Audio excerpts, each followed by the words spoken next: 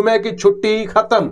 UAE ने पे शराब, जना, जुमे की छुट्टी सब कुछ मनसूख। तो ये वो सारी क़यामत की निशानियां हैं कि मुसलमान कहलवाते हुए कतराएंगे, क्योंकि उनको तलाक और हलाला से डर था, जिसकी वजह से उन्होंने सनातन धर्म को अपनाने का ये फैसला किया है। मेरे ख्याल में उससे ज्यादा होगा, खतरनाक होगा। पहले बचपन में कहते हैं बेटा ये तुम्हारा भाई है, तुम्हारा भाई है, फिर सडनली होता है कि ये अब भैया नहीं, अब ये सैया है।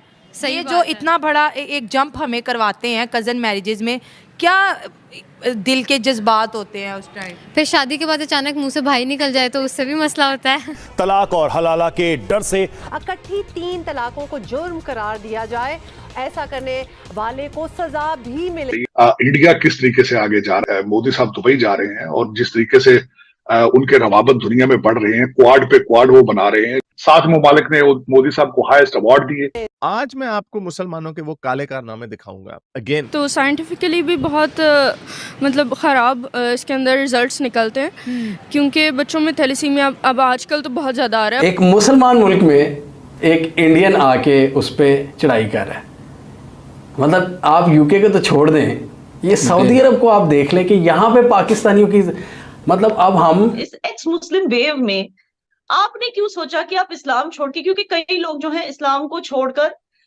वो मतलब एथियस्ट बन रहे हैं, एक्स मुस्लिम बन रहे हैं। हमारे लिए बहुत ज़्यादा डिफिकल्ट होता जा रहा है। हम पूरी दुनिया में सांस नहीं ले सकते, हम लोग मुकाबला भी नहीं कर सकते। पाकिस्तानी लड़कियों से बात करेंगे कि जो एक हमारे मुल्क के अंदर ट्रेंड है कज़न मैरिजेस का, इसके बारे में आप क्या कहेंगी। और ये बहुत ज़्यादा जो है ट्रेंड वायरल हो रहा है कि भाई क्या है जी कज़न मैरिज है, क्या हो रहा है, फुप्पा का बेटा, खाला का, ये मासी का, इस तरह के ही लड़के रह गए हैं जी पाकिस्तानी लड़कियों के लिए। नहीं, बिल्कुल नहीं, हमें और भी ऑप्शंस ज़रूर देखने चाहिए। एक तो साइंटिफिकली भी बहुत मतलब ख़राब इसके अंदर रिजल्ट्स निकलते हैं, क्योंकि बच्चों में थैलेसीमिया अब आजकल तो बहुत ज़्यादा आ रहा है। अब अगर 2 माइनर शादी कर लें तो मेजर होके आ जाता है, जो कि लाइलाज है। तो मेरे नहीं ख्याल में शादी करनी चाहिए। कज़न मैरिजेस खासकर एक दफ़ा पहले अम्मी अब्बा ने की, फिर आगे बच्चों ने भी आपस में कर ली, चाचा चाची के बच्चों ने कर ली, तो वो बिल्कुल भी अच्छी बात नहीं है। मुझे मीम्स बनती हैं कि भैया भैया और सैया सैया, इसके बारे में आप क्या कहेंगे। वो तो एक मजाक है बस, ऐसे जितना नहीं। हमारे पेरेंट्स क्यों ज़्यादा फोर्स करते हैं कि भाई कज़न से अच्छा लड़का तो दुनिया में आपको कोई नहीं मिल सकता। वो देखा भाला होता है, तो वो एक ट्रेंड चला आ रहा है, तो मेरे ख्याल में इस वजह से कर लेते हैं। और लड़कियों की फीलिंग का कोई ख्याल नहीं। नहीं, अब तो बहुत अवेयरनेस हो गई है, पेरेंट्स भी मान जाते हैं लव मैरिज। इसके लिए मुझे नहीं लगता कि अब इतना मसला है। अगर थोड़ा को सपोर्ट करेंगी कि बायकॉट करेंगी। मेरे ख्याल में 70-30 का सीन ठीक है। कुछ लोग अच्छे भी होते हैं कज़न मैरिजेस में, जब नस्ल दर नस्ल नहीं हो रही तो आप कर लें, कोई मसला नहीं है। लेकिन अगर बहुत सारी पीछे भी जनरेशन्स ने कर लिया और अब आप भी कर रहे हैं, तो फिर ये भी टेस्ट करा लें मेरे ख्याल में कि थैलेसीमिया अगर माइनर नहीं है। पहले बचपन में कहते हैं बेटा ये तुम्हारा भाई है, तुम्हारा भाई है, फिर सडनली होता है कि ये अब भैया नहीं, अब ये सैया है। ये जो इतना बड़ा एक जंप हमें करवाते हैं कज़न मैरिजेज में, क्या दिल के जज्बात होते हैं उस टाइम। फिर शादी के बाद अचानक मुंह से भाई निकल जाए तो उससे भी मसला होता है।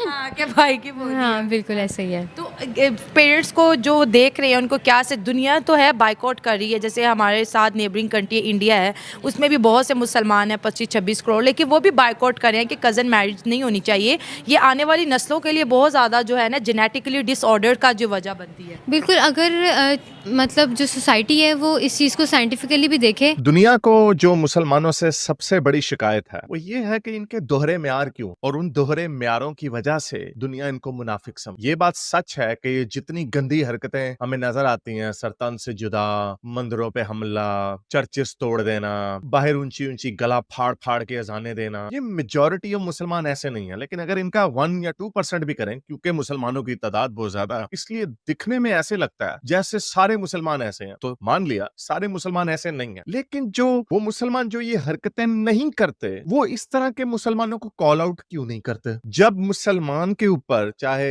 फ्रांस हो, अमेरिका हो, कनाडा हो या इंडिया हो, कुछ चाइना हो, वैसे चाइना के ऊपर नहीं बोलते, पता नहीं क्यों वहां पे इनका अपने ऊपर भी दोहरा में आ रहा है। लेकिन जब वहां पर कुछ होता है किसी मुसलमान, तो सारे इकट्ठे हो जाते हैं, सब शोर मचाने लग जाते हैं। इस्लामोफोबिया का नया लफ्ज जो है पिछले 2-3 सालों से इनको मिला हुआ, उसके ऊपर शोर मचाने लग जाते हैं। आज मैं आपको मुसलमानों के वो काले कारनामे दिखाऊंगा अगेन, जो जो हैं तो माइनॉरिटी के, लेकिन मेजॉरिटी इसके ऊपर बात नहीं करती, अपने गिरेबान में नहीं झांकती, जिसकी वजह से पूरी दुनिया में मुसलमानों के खिलाफ जो नफरत है वो बढ़ रही है। पहले हमने देखा इंडिया में हिंदूज रेडिकलाइज हुए, चाइना ने इनके ऊपर सख्त डंडा फेरना शुरू किया। मैं उसको चाइना वाले को मैं सही नहीं कह रहा। म्यांमार में भी मुसलमानों के खिलाफ नफरत फैली, अगेन जो उनके खिलाफ हुआ रोहिंग्या के खिलाफ, मैं उसको फेवर नहीं दे रहा। लेकिन क्या वजह है कि एक कम्युनिटी ऐसी है पूरी दुनिया में जिसके खिलाफ सारी दुनिया हथियार लेके खड़ी हो जाती है। अगेन मैं ये नहीं कह रहा कि ये सही है, किसी को कानून को अपने हाथ में नहीं लेना चाहिए, लेकिन क्या वजह है क्यों मुसलमान अपने बजाय इसके रोने धोने के, विक्टिमहुड के,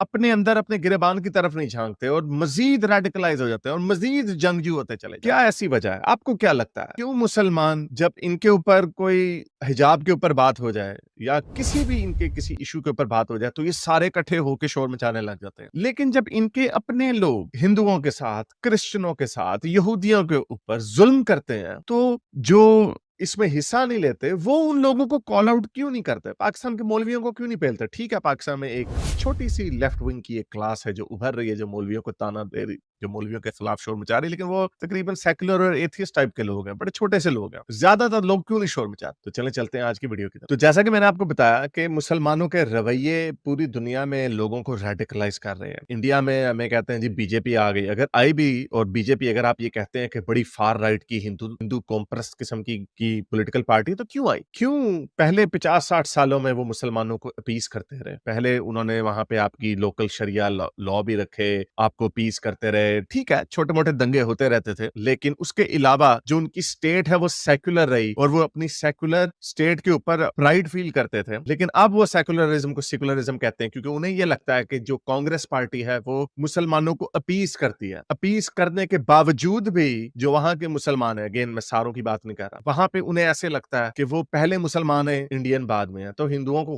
दोस्तों मुझे उम्मीद है कि ये वीडियो आपको पसंद आया होगा। वीडियो पसंद है तो प्लीज हमारे YouTube चैनल को जरूर सब्सक्राइब कीजिए। इसी प्रकार का भविष्य में वीडियो देखने के लिए चैनल को सब्सक्राइब कीजिए। हमारे इस YouTube चैनल पे आपको इससे भी ज़्यादा इंटरेस्टिंग वीडियो भविष्य में देखने को मिलता रहेगा। तो प्लीज़ हमारे YouTube चैनल सोच टाइम्स को सब्सक्राइब कीजिए, वीडियो को लाइक कीजिए, इस वीडियो को अपने दोस्तों के साथ जरूर शेयर कीजिए। नमस्कार, फिर मिलेंगे अगले